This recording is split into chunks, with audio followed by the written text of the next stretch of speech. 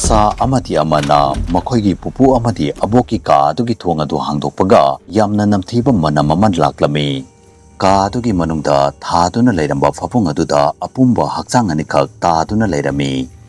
makhoi anina manaton adu menduna ka adugi manungda khara changsinduna yenglubada asana apumba hakchang ani adugi maraktagi hakchang amada makhoigi abokna siramba likadu siduna leiramba thengnakhi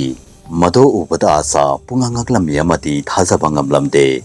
mahakna apumba hakchang ani adu makhoigi pupu amadi abokini haibadu khangba ngamki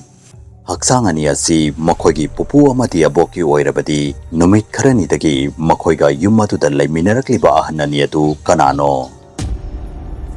makhoi anina mado khanduna leiringaida ka adugi manung aduda angang kaya amagi khonjelna pungning nilami asha amadi aman makhoi ani ka adubu phajana yengba haurami makhoi anina angang singa sigi khonjel asi kadaidagi laklibano haiduna koithi thirami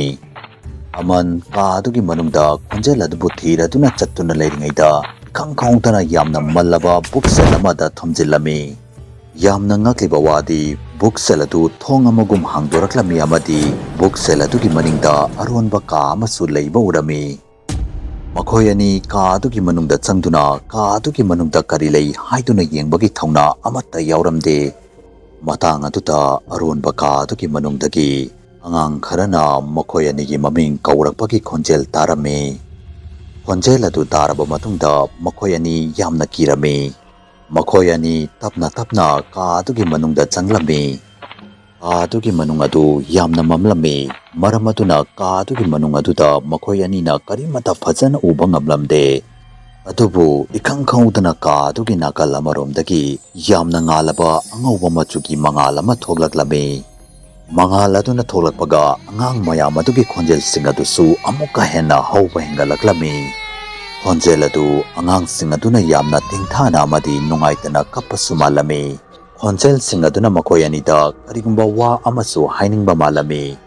makhoi anina ka adugi nakal amaromda chatlubada makhoi anina kiramba du amuka hena kiba helami ka adugi mayai chabukta mi makoki saru mayam ama paiduna leiba uki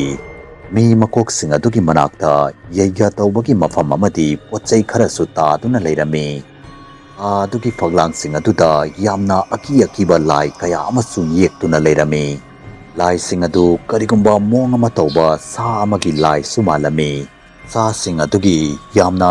sanglaba khujing amadi tumlaba maya kaya amasu haurami adugi phibam amadi ka adugi manungda leiramliba pochai sing adu uraba matungda ka adugi manungda fataba mahei tawrami haibadu mayek sengna khangba ngamlami makhoi anina faklangda yekliba lai sing adu yengduna leiringaida angang singi khonjel adu kanna lauba hauraklami khonjel adu taraba matungda angang mayam aduna makhoi anida wa amakak hairakpasu malami nakhoi ani mafam asidagi chatkho chenkho nakhoi ani mafam asidagi wahai adu taraba matungda asha amadi aman yamna thuna ka adudagi thoklaklami matam adu numit taraklami sandhyagi matam oirami khara mamba hauraklami asha amadi amana makhoi aniga leiminariba ahanani adu makhoigi pupu amadi abok natte haibadu khangba ngamlami makhoi aniga leiminariba adu sathiraba mi natraga makhal amagi sani haibadu khangba ngamlami asha amadi amana makhoi ani leitringaida yum adudagi chenduna chatkrasi haiduna hainarami makhoi ani thuna first floor dagi kumtharaktuna yum adugi mamangi thongjaw adugi manakta laklami adubu yum adugi thongjaw adu hangba yaramde makhoi ani confirm ama khanglamde makhoi ani yum adugi maning thong tamna amuk chatlami matang aduda makhoi ani na yum adugi chakhumdagi mong ama tawba makhol ama tarami maduda makhoi ani na yum adugi chakhumda yenglubada makhoi ani na ukibadu makhoi thajaba ngamlamdi amati pungangaklami chakhum adugi sing adugi makhada makhoigi pupu amadi abok masak manaba ni adu famduna leiba urami makhoi ani adu sa amagum karigumba kharasu chaduna leirami makhoi ani ki manakta angang mamachugi mahi yauba khang adusu leiba urami makhoi ani ki mamai adu ina pungtai tairami amadi tamthiraba sa amagum sanglaba amadi tumlaba napu machugi maya supalami makhoi anigi khutki khujing adasu musin murami amadi sangbasu yamna sanglami makhoi ani adu asa amadi amanaurakhiba arunba ka adugi faglangda yektuna leiramba lai sing aduga chap manarami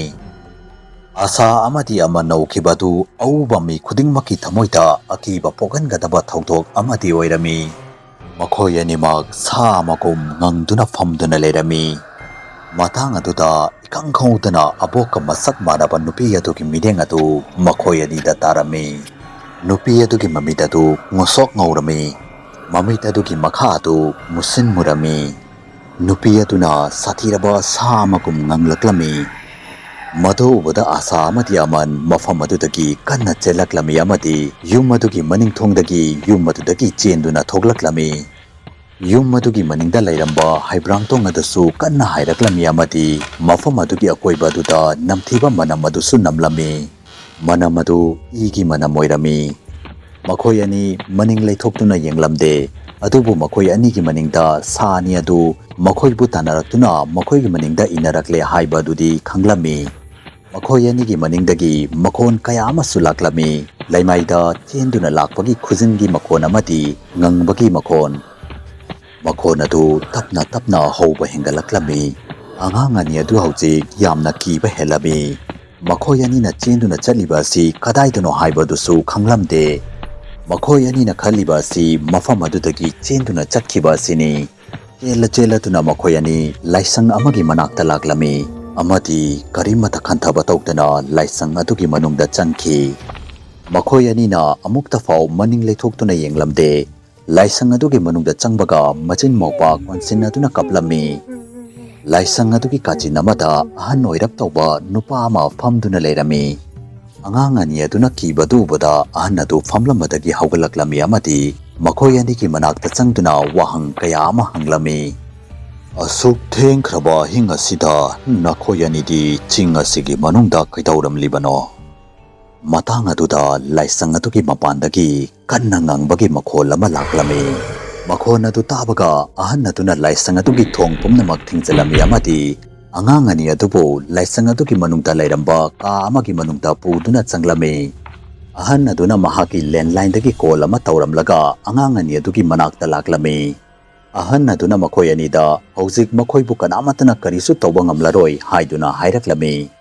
ahan aduna angang ani aduda makhoidi karamna hingchabi aduga thengnaruribano haiduna hanglami asadi kimanbadagi wa amata ngangba ngamlamde amanna kapla duna ahan aduda makhoida thoklakiba thogdoksing adu loina mayek sengna tamlami ahan aduna amangi wasing adu taraba matungda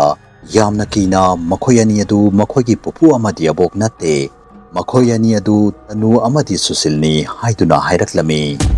tanu amadi susil chahi kaya amagi mamangda anakpa khungang macha amada leirami makhoi ani angang yamna pamlami adubu chahi kaya ama honaraba fau angang amata yawba ngamlamde doctor kaya ama yenglaba fau karimata kanaba fangdabaduda makhoina fataba mahai amadi laigi thabak thauram sijinaba haurami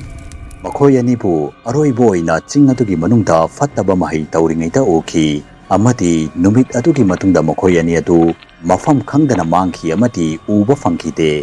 chahi kya amagi matungda makhoi anibu mi kharana ching adugi manungda thengnakhi adubu tamthiraba amadi sathiraba saktam asida makhoi ani adu sa soiramde amadi mi soiramde asiba soiramde amadi ahingba soiramde adubu makhoi ani hojik kanaguma magi masaka chap manana onba ngamlami makhoi ani angang yamna pamlami maram aduna makhoina ahanbada mi sing adubu hatoklaga mi sing adugi masagadu onduna makhoigi angang sing aduga punna leiminarami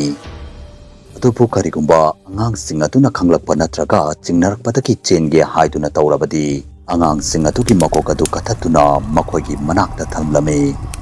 asa amadi aman hojik makhoina aronba ka adugi manungda urakhiba mi makoki saru sing adu makhoina hatkhiba angang sing adugini haibadu khangba ngamkhi asa amadi aman kimankhiduna mamittagi mabi chenthaba leplamde matang aduda makhoi anigi mideng adu ꯑꯍꯟ ꯑꯗꯨꯒꯤ ꯃꯅꯤꯡꯗ ꯂꯩꯔꯝꯕ ꯊꯣꯡꯅꯥꯎ ꯑꯗꯨꯗ ꯇꯥꯔꯝꯃꯤ꯫ ꯊꯣꯡꯅꯥꯎ ꯑꯗꯨꯒꯤ ꯃꯄꯥꯟꯗ ꯙꯅꯨ ꯑꯃꯗꯤ ꯁꯨꯁꯤꯜ ꯂꯧꯋꯥꯟꯕ ꯁꯥ ꯑꯅꯤ ꯑꯗꯨ ꯂꯦꯞꯇꯨꯅ ꯂꯩꯔꯝꯕ ꯎꯈꯤ꯫ ꯊꯣꯡꯅꯥꯎ ꯑꯗꯨꯒꯤ ꯃꯤꯡꯁꯦꯜꯗꯒꯤ ꯃꯈꯣꯏ ꯑꯅꯤꯒꯤ ꯂꯪꯂꯕ ꯑꯃꯗꯤ ꯇꯨꯝꯂꯕ ꯃꯌꯥ ꯑꯗꯨ ꯎꯕ ꯐꯪꯂꯝꯃꯤ꯫ ꯑꯃꯗꯤ ꯃꯈꯣꯏꯒꯤ ꯁꯥꯡꯂꯕ ꯈꯨꯖꯤꯡ ꯑꯗꯨꯅ ꯊꯣꯡꯅꯥꯎ ꯑꯗꯨꯒꯤ ꯃꯤꯡꯁꯦꯜ ꯑꯗꯨꯗ ꯀꯟꯅ ꯀꯟꯅ ꯈꯣꯠꯂꯛꯂꯝꯃꯤ꯫ ꯃꯈꯣꯏ ꯑꯅꯤꯒꯤ ꯃꯃꯥꯏ ꯑꯗꯨ ꯏꯅ ꯄꯨꯡꯇꯩ ꯇꯩꯔꯝꯃꯤ ꯑꯃꯗꯤ ꯃꯈꯣꯏ ꯑꯅꯤ ꯌꯥꯝꯅ ꯁꯥꯎꯅ ꯉꯪꯗꯨꯅ ꯂꯩꯔꯝꯃꯤ꯫ ꯑꯍꯟ ꯑꯗꯨꯅ ꯑꯉꯥꯡ ꯑꯅꯤ ꯑꯗꯨꯗ ꯊꯦꯝꯗꯨꯅ ꯃꯍꯥꯛ ꯂꯥꯏꯁꯪ ꯑꯗꯨꯒꯤ ꯄꯨꯖꯥꯔꯤꯅꯤ ꯑꯃꯗꯤ ꯂꯥꯏꯁꯪ ꯑꯗꯨ ꯂꯥꯏꯅꯤꯡ ꯂꯥꯏꯁꯣꯟ ꯀꯌꯥ ꯑꯃ ꯁꯣꯟꯗꯨꯅ ꯁꯥꯈꯤꯕ ꯂꯥꯏꯁꯪ ꯑꯃꯅꯤ꯫ ꯃꯔꯝ ꯑꯗꯨꯅ ꯃꯈꯣꯏ ꯑꯅꯤ ꯂꯥꯏꯁꯪ ꯑꯁꯤꯒꯤ ꯃꯅꯨꯡꯗ ꯆꯪꯉꯛꯄ ꯉꯝꯂꯣꯏ꯫ ꯃꯍꯥꯛꯅ ꯄꯨꯂꯤꯁꯇ ꯐꯣꯟ ꯇꯧꯈ꯭ꯔꯕꯅꯤ ꯑꯃꯗꯤ ꯄꯨꯂꯤꯁ ꯂꯥꯛꯂꯅꯤ ꯍꯥꯏꯗꯨꯅ ꯍꯥꯏꯔꯝꯃꯤ꯫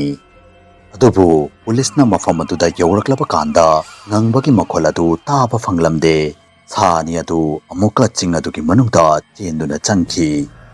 ꯑꯁꯥ ꯑꯃꯗꯤ ꯑꯃꯟꯕꯨ ꯄꯨꯗꯨꯅ ꯄꯨꯂꯤꯁꯅ ꯃꯈꯣꯏꯒꯤ ꯄꯨꯄꯨ ꯑꯃꯗꯤ ꯑꯕꯣꯛꯀꯤ ꯃꯌꯨꯝ ꯑꯗꯨꯗ ꯆꯠꯂꯨꯕ ꯃꯇꯝꯗ ꯁꯥ ꯑꯗꯨꯅ ꯍꯥꯠꯈꯤꯕ ꯃꯤꯁꯤꯡ ꯑꯗꯨꯒꯤ ꯍꯛꯆꯥꯡ ꯑꯃꯗꯤ ꯁꯔꯨ ꯄꯣꯂꯥꯡ ꯃꯌꯥꯝ ꯑꯗꯨ ꯇꯥꯗꯨꯅ ꯂꯩꯔꯝꯕ ꯊꯦꯡꯅꯈꯤ꯫ ꯈꯨꯗꯛꯇ ꯑꯁꯥ ꯑꯃꯗꯤ ꯑꯃꯟꯕꯨ ꯑꯅꯛꯄ ꯍꯣꯁꯄꯤꯇꯥꯜ ꯑꯃꯗ ꯄꯨꯗꯨꯅ ꯆꯠꯂꯝꯃꯤ ꯑꯃꯗꯤ ꯃꯈꯣꯏꯒꯤ ꯃꯃꯥꯒ ꯃꯄꯥꯒꯁꯨ ꯀꯧꯔꯛꯂꯝꯃꯤ꯫ ꯗꯣꯛꯇꯔꯁꯤꯡꯅ ꯍꯥꯏꯕꯗꯤ ꯑꯁꯥ ꯑꯃꯗꯤ ꯑꯃꯟꯒꯤ ꯍꯛꯆꯥꯡꯗ ꯁꯣꯛꯄꯒꯤ ꯃꯃꯤꯗꯤ ꯑꯃꯠꯇ ꯇꯥꯕ ꯎꯗꯦ꯫ ꯑꯗꯨꯕꯨ ꯃꯈꯣꯏꯗ ꯊꯣꯛꯈꯤꯕ ꯊꯧꯗꯣꯛ ꯑꯗꯨꯅ ꯃꯔꯝ ꯑꯣꯏꯔꯒ ꯑꯁꯥ ꯑꯃꯗꯤ ꯑꯃꯟ ꯃꯁꯥꯗꯨ ꯌꯥꯝꯅ ꯄꯥꯈꯠꯂꯤ ꯍꯥꯏꯗꯨꯅ ꯍꯥꯏꯔꯛꯂꯝꯃꯤ꯫ ꯅꯨꯃꯤꯠ ꯑꯗꯨꯒꯤ ꯑꯍꯤꯡ ꯑꯗꯨ ꯑꯁꯥ ꯑꯃꯗꯤ ꯑꯃꯟ ꯁꯥ ꯑꯅꯤ ꯑꯗꯨꯗꯒꯤ ꯎꯆꯤꯟ ꯅꯥꯆꯤꯟꯅ ꯍꯤꯡꯗꯨꯅꯕꯨꯗꯤ ꯂꯥꯛꯈꯤ꯫ ꯑꯗꯨꯕꯨ ꯀꯅꯥꯅ ꯈꯪꯒꯅꯤ ꯁꯥ ꯑꯅꯤ ꯑꯗꯨ ꯍꯧꯖꯤꯛ ꯀꯅꯥꯒꯤ ꯃꯁꯛ ꯑꯣꯟꯗꯨꯅ ꯀꯅꯥꯒꯤ ꯏꯃꯨꯡꯗ ꯂꯩꯔꯝꯒꯅꯤ? ꯑꯗꯣꯝꯅ ꯀꯥꯂꯦꯟꯒꯤ ꯁꯨꯇꯤ ꯍꯥꯏꯔꯤꯕ ꯋꯥꯔꯤ ꯑꯁꯤꯒꯤ ꯃꯔꯝꯗ ꯀꯔꯤ ꯈꯜꯂꯤ? ꯀꯣꯃꯦꯟꯇ ꯁꯣꯏꯗꯅ ꯍꯥꯏꯕꯤꯔꯝꯃꯨ꯫ ꯐꯦꯁꯕꯨꯛꯇ ꯃꯅꯤꯄꯨꯔꯤ ꯍꯣꯔꯔ ꯁ꯭ꯇꯣꯔꯤꯒꯤ ꯐꯦꯁꯕꯨꯛ ꯄꯦꯖꯕꯨ ꯐꯣꯂꯣ ꯇꯧꯕꯤꯔꯝꯃꯨ꯫ ꯂꯣꯏꯅꯅ ꯀꯔꯤꯒꯨꯝꯕ ꯋꯥꯔꯤ ꯑꯁꯤꯕꯨ ꯃꯌꯥꯝꯅ ꯄꯥꯝꯕꯤꯕ ꯇꯥꯔꯒꯗꯤ ꯆꯦꯅꯦꯜ ꯑꯁꯤꯕꯨ ꯁꯕꯁꯀ꯭ꯔꯥꯏꯕ ꯇꯧꯕꯤꯔꯝꯃꯨ ꯑꯃꯗꯤ ꯚꯤꯗꯤꯑꯣ ꯑꯁꯤꯕꯨ ꯂꯥꯏꯛ ꯑꯦꯟ ꯁꯦꯌꯔ ꯑꯃꯃꯝꯇ ꯇꯧꯕꯤꯔꯝꯃꯨ꯫ ꯃꯊꯪꯒꯤ ꯚꯤꯗꯤꯑꯣꯗ ꯑꯃꯨꯛ ꯎꯅꯔꯁꯤ ꯍꯥꯏꯕꯁꯤꯒ ꯂꯣꯏꯅꯅ ꯌꯦꯡꯀꯣꯛꯄꯝ ꯂꯣꯌꯉꯥꯟꯕꯅ ꯃꯌꯥꯝ ꯄꯨꯝꯅꯃꯛꯇꯒꯤ ꯀꯥꯏꯅꯕꯒꯤ ꯌꯥꯊꯪ ꯅꯤꯖꯔꯤ꯫